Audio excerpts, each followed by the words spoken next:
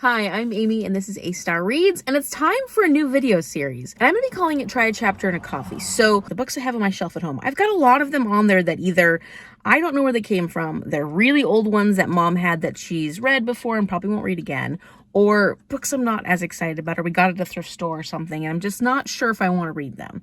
And I've got such a huge physical TBR at this point that I'm running out of room. So I'd like to get through some of these ones that I'm just a little less interested in and see if I want to read them. Now, I don't have a requirement to unhaul any books in this video, but what I thought would be fun to do is to pick 3 books from one genre, then go to a new coffee shop that either I haven't been to before or I haven't featured on one of my videos, and get a coffee and sit there and read the first chapter. I know that sometimes the first chapter can be really short or way too long, so what I've put on this is like a cap of 20 pages. So I have to read 20 pages. So if the chapter's shorter than that, then I'll probably, if it's not too much shorter than that, I'll just go with the first chapter. But if it's way longer than that, I'll stop at 20 pages. If I end up deciding I'm going to unhaul one of these or 2 of these or 3 of these books, I'm going to go directly right after getting my coffee and put it in a little free library, because I don't want to keep it. It shouldn't be in my house. I need space. I need room for more books, for the books that I want to read. I'm hoping that this helps me cut down my physical TBR a little bit. If it doesn't, it'll be a fun way for me to get excited about these books again, because I'll have read the first chapter and I'll be looking forward to it. So then hopefully it'll work its way on my TBR sooner, because I'm like, oh yeah, I want to read that one because it sounds really exciting. So as far as the 3 books that I decided to go with this week, my theme is sci-fi. I'm going with sci-fi. And so I picked 3 sci-fi books off of our shelves. The first one, Eve's Rib. This one by Bryn Chandler got really low reviews. This is probably like the lowest rated book on my TBR. And I know Mom had said that it wasn't her favorite, so this is probably going to get unhauled. But I figured let's give the first chapter, a try, because you never know. There's been times when a book has been low rated and I've still really enjoyed it. I don't know what it's about, but it's a pretty cool book. Look at that cover. That's a fun 1980s, 1990s cover. And then this... Where'd it go? Okay. And then the second one is Einstein's Bridge by Cramer. Honestly, don't know anything about this one. Mom doesn't even remember reading it, so I don't know what this entails. Another 1980s cool cover. I will be interested to see if that first chapter is any good. If it's not, I don't have any strong feelings toward this. So I won't feel bad getting rid of it. And then finally, Spin by Robert Charles Wilson. Mom actually said she really enjoyed this one, so I'm hoping that the first chapter of this is good, because otherwise, oh well. Trying out a coffee shop called Narrative. Now, it's in the location of a coffee shop I've been to before, but they closed down, I think, during COVID. So I don't know if this is new owners or if it's the same owners and they've just changed the name. I don't know, but we're gonna go check it out, see if it's any good. Hopefully they have something to eat because we're hungry, and sit there and read my 3 books and see if I want to unhaul any of them.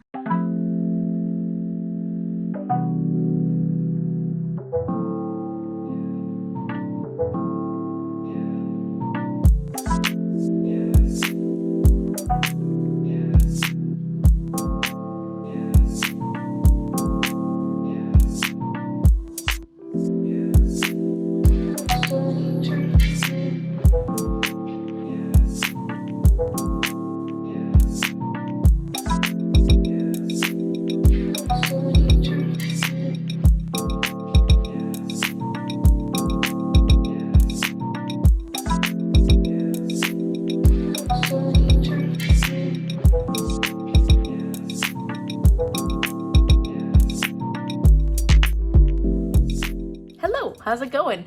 So my film footage that I took after reading Eve's Rib, well, reading the first chapter, and then I went outside and started talking about it, it was terrible because the audio was awful. There was a lot of street noise. There was a lot of things going on. I usually have a little microphone that I put on my phone so that when I want to film myself outdoors, then you can hear me. But the film footage wasn't good.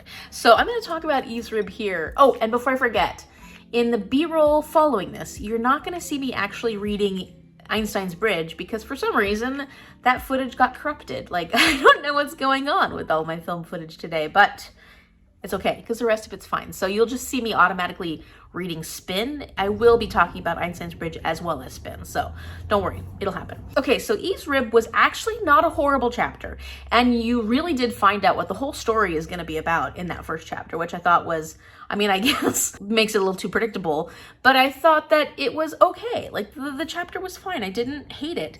There were definitely elements to it that I found problematic. I mean, it was written in 1989. Now, granted, not everything needs to be problematic when it comes out of that time period, but it's safe to say that you're going to find elements to stories that are not going to be as comfortable today. Eve is this woman that is sent from Earth because Earth is like on its last leg, and they're sending 1,000 people from Earth out to colonize 10 different planets. Like, they don't know what planets, they're just find planets that you can live on. Eve had a crew of 100 people that are supposed to find a planet and colonize it so the human race continues on. When during the time warp, everybody dies except her. She actually has the ability to impregnate herself, but they also have ways of making babies outside of the body now. They had sent like 1,000 exo-embryos with them to this planet, but only 4 survived. So at this point, it's just Eve, and then the 4 little exo-embryos that are growing and will at some point be a human. The things that she says about the aliens that she witnesses on the planet, she just thinks they're really not intelligent, and so it's like, she's just saying such horrible things about them, and you're like, come on, lady, you don't even know these aliens, and you're already making judgments based off seeing them. So like, it felt very colonialist in that way, and there were other aspects of it that I was kind of like, I don't know.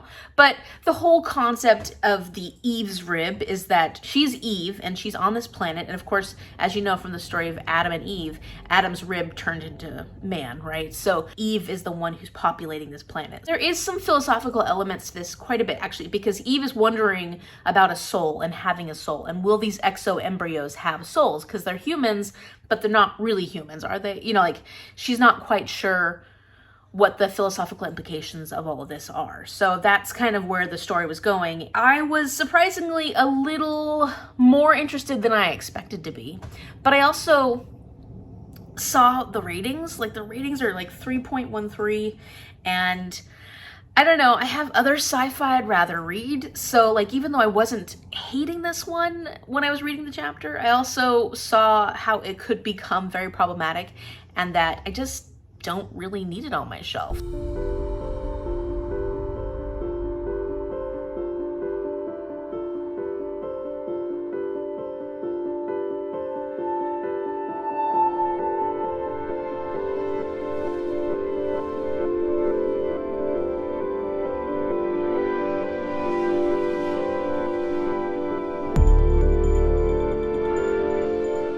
Okay, so the second one I read was Einstein's Bridge by John Cramer, and this is a hard science fiction, meaning it focuses really heavily on physics and is going to have a lot more complex language with it based on what the back says. The way the story goes is that they create this superconducting collider, which actually opens up a new universe to them, and they're excited to see who they're going to be in contact with, but apparently they get in contact with this hive mentality, or this hive colony, and the intention of the hive mind is to take over everything. And so obviously coming into contact with this hive mind is going to be dangerous. But even the part that I started reading that was more narrative was just tedious. I like detailed stories, but I wasn't enjoying the detailed stories this one so much. It wasn't grabbing me at all. And so I'm thinking that Einstein's Bridge is not going to be one that I keep. Like, I was way more interested in this than I was in Einstein's Rib. So if I were to keep one of these, it would be Eve's Rib. I feel like maybe I should keep this as just kind of like a palate cleanser. I don't actually think I would love it, but I think it would just be maybe fun. I don't know. And then Spin was the last one that I picked up, and this one gives me the least indication with the first couple of chapters of what exactly is supposed to happen in this story. However, this one has really good reviews, and I think it won a Hugo Award, and so I am interested in this. This was very character driven, you could tell from the very beginning, which I tend to like stories that are character driven. So I would probably be interested in trying this one out. So I might keep this. None of these were all that incredible for me, but that's a problem in general for me when I start new books, is that it really takes me a while to get into a book. And so try a chapter is difficult. And it's like, why am I doing try a chapter? So if I were to go off the very first chapter and what I enjoyed the most of the first chapters, I actually would probably put Eve's Rib first, but I also am not that interested in reading this book because of the reviews, and because I just can tell already reading it that I'm not going to like some of the things that come up in it. But at the same time, I think that Spin is probably a much better choice for me and something I would ultimately enjoy a lot more. It's just that it doesn't take off as quickly. Like, you know basically what the story's about in Eve's Rib, and you don't necessarily know that in Spin because you're just starting to get to know the characters, which I like character-driven stories. So like knowing that about myself, that's probably the best choice. And then Einstein's Bridge, easily. Just, I'm not interested. So I'm going to think about this a little bit more, and we'll see what happens when I actually get to the free little library.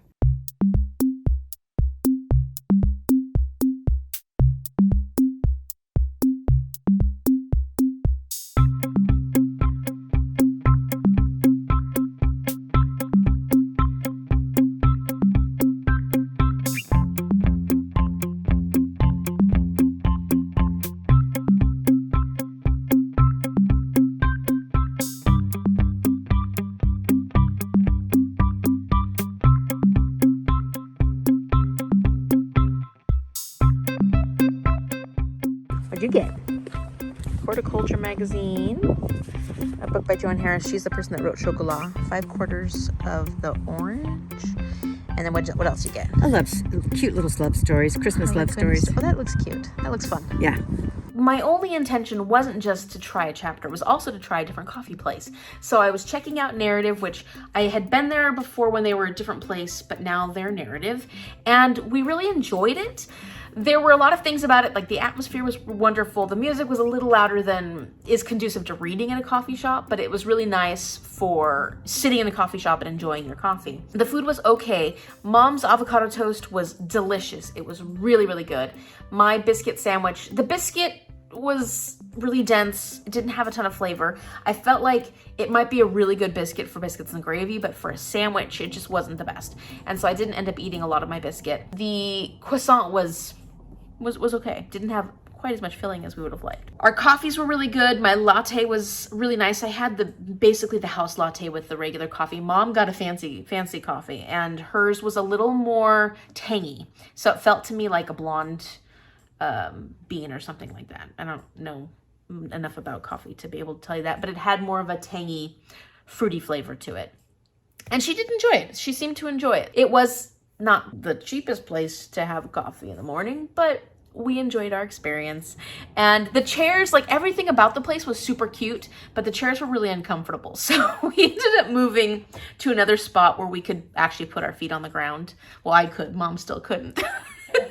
You know, it's good for sitting and drinking and going, not necessarily for sitting and reading. So we moved, it was perfect. The people there were wonderful. And overall, it was a fun experience. I did enjoy checking out this new coffee shop, and the artwork on the wall was beautiful. So we had fun. It was a lot of fun there. So that's it. And I unhauled 2 books. So I think that's quite a success because I had 3 books I was going through. I ended up sticking with Spin. Now, I know that it kind of sounded like I didn't necessarily love the first 2 chapters of this, but this is the kind of book where I think because there's a more character development and more setting up the people in the story, it takes a while for you to actually understand what's going on in this story. And the only thing that ends up really happening in the beginning, aside from getting to know these 3, it's a set of fraternal twins and their friend Tyler, is that at one point they're all outside and this big flash happens in the sky and all of a sudden all the stars are missing. And I haven't really gotten any further to see what exactly happened to all the stars, but that's kind of what they're trying to figure out. And apparently the twins are very intelligent, and the male of the 2, I'm guessing, has something to do with the science in the world later on in his life when he becomes an adult, because it sounds like he's kind of a go-getter. And so because this got really good reviews, and it's a Hugo Award winner, it won Best Novel in 2006, and because Mom really loved it when she read it, I think I'm gonna give this one a try, because even though the first 2 chapters may not have been the most exciting to me, I tend to be very character driven. So books, stories, especially sci-fi that are really character driven are ones that I will usually enjoy. I know that it kind of sounded at times like I was a little interested in Eve's Rib, and that's just because I've been craving sci-fi lately. And that seems like one which I could have just fun reading, but I have this whole series that I would like to read, and I did try a chapter of Stardock by SL Viehl. And this seems like a really fun series that I'm gonna have a lot of fun reading at some point. I call them bubblegum sci-fis only because I feel like you could get through them very quickly. They're easy to read and they're a lot of fun. Like you just be like, oh, this is so much fun to read. Look at this, I got all these to read. I don't need that other one, which I wasn't really sure about and has questionable content and has the worst reviews. So like, you know, it's okay. Somebody else will get it, they'll enjoy it, and it'll give me room on my shelf so I can bring in other sci-fis that I will absolutely love, that I'm very excited about. So that was it for this video. Let me know in the comment section down below if you've read any of these 3 books, and if you have, did you enjoy them? Did I make good decisions here? Did I make poor decisions? If I did make poor decisions, that's okay. You know, I can always get these from the library. So if you like this video, give it a thumbs up and subscribe so you can see what the next one is. What will my next theme be? Because I've got other shelves.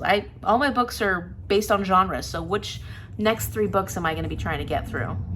Thank you so much for watching, and I will see you later.